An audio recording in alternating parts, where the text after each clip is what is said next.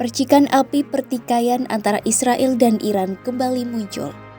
Usai berdamai setelah perang 12 hari pada 24 Juni lalu, kini Tel Aviv mengisyaratkan sinyal kemungkinan serangan lain terhadap Teheran.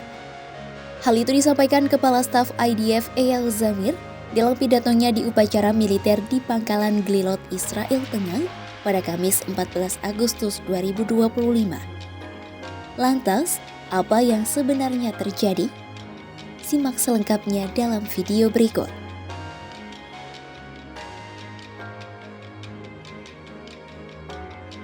Tensi hubungan Israel dan Iran lagi-lagi bergejolak.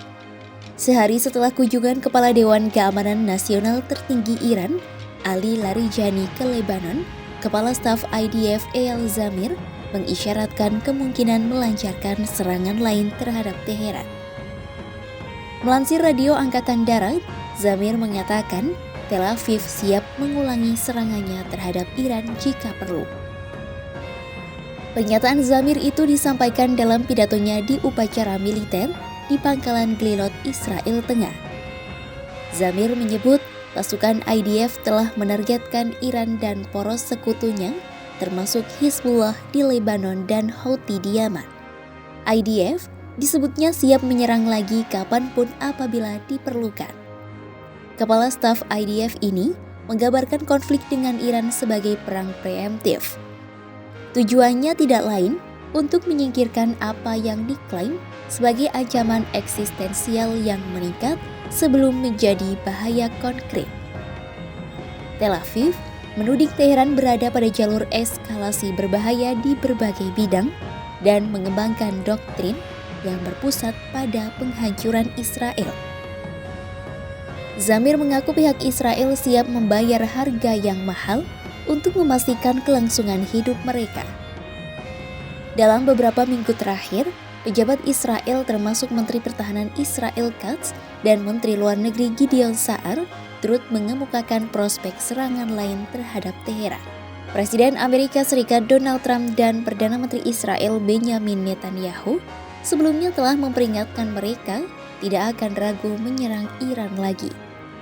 Serangan baru akan kembali dilancarkan apabila Teheran kembali melanjutkan pengayaan uranium untuk pengembangan senjata nuklir mereka.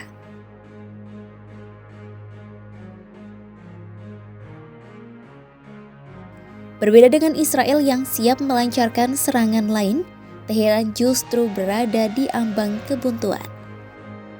Para elit ulama Iran kini berada di persimpangan jalan, apakah menentang tekanan untuk menghentikan aktivitasnya dengan resiko serangan Israel atau Amerika Serikat lebih lanjut, atau menyerah dan menghadapi resiko perpecahan kepemimpinan. Melansir Reuters, saat ini Lembaga Republik Islam Iran berfokus pada kelangsungan hidup jangka pendek daripada strategi jangka panjang. 3 orang dalam Iran mengatakan lembaga politik sekarang memandang negosiasi dengan Amerika Serikat sebagai satu-satunya cara untuk menghindari eskalasi lebih lanjut dan bahaya eksistensial. Serangan terhadap nuklir sejumlah komandan militer Iran hingga pakar nuklir Teheran telah mengejutkan negara ini. Insiden itu terjadi sehari sebelum putaran perundingan ke-6 terkait nuklir Teheran yang direncanakan dengan Washington dilangsungkan.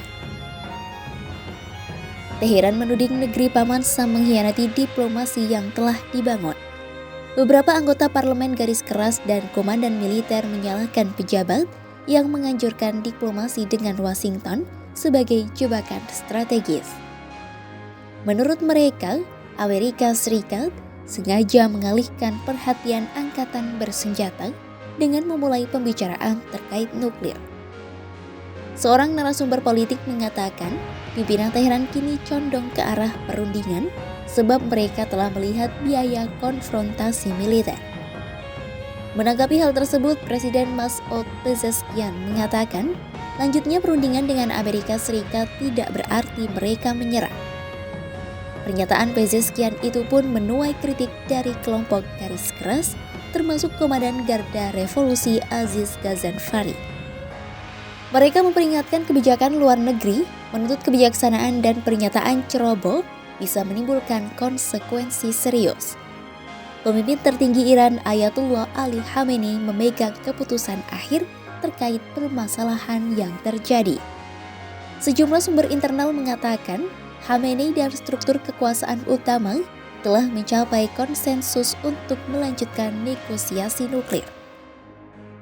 Menurut Khamenei, langkah itu vital bagi kelangsungan hidup Republik Islam.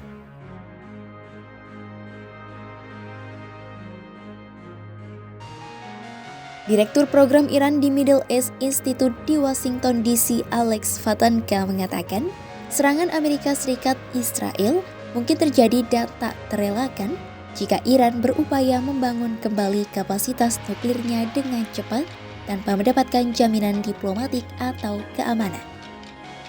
Vatanka mengatakan, perundingan yang kembali dilakukan bisa memberi Teheran ruang bernapas dan bantuan ekonomi yang berharga.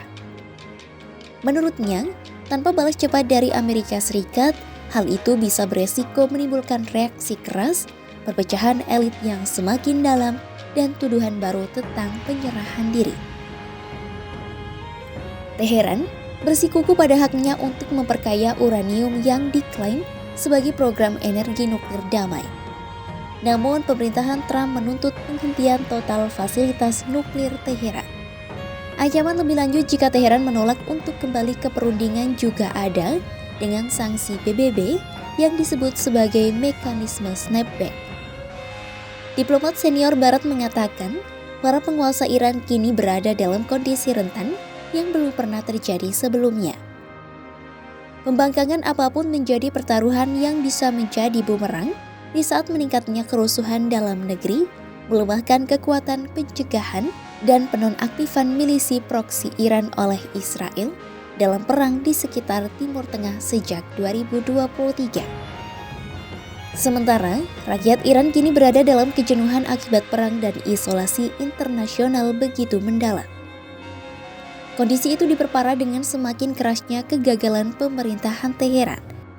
Perekonomian berbasis minyak juga telah terhambat oleh sanksi dan salah urus negara. Para warga hingga pebisnis sampai mengurangi kegiatan operasional dan mempertimbangkan mengecilkan bisnis mereka di tengah ketidakpastian negaranya. Sinyal serangan Israel ke Iran yang kembali mencuat memicu kekhawatiran internasional.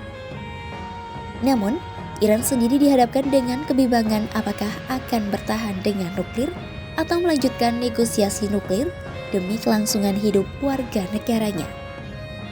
Simak terus update berita-berita menarik lainnya hanya di kanal YouTube Kompas.com.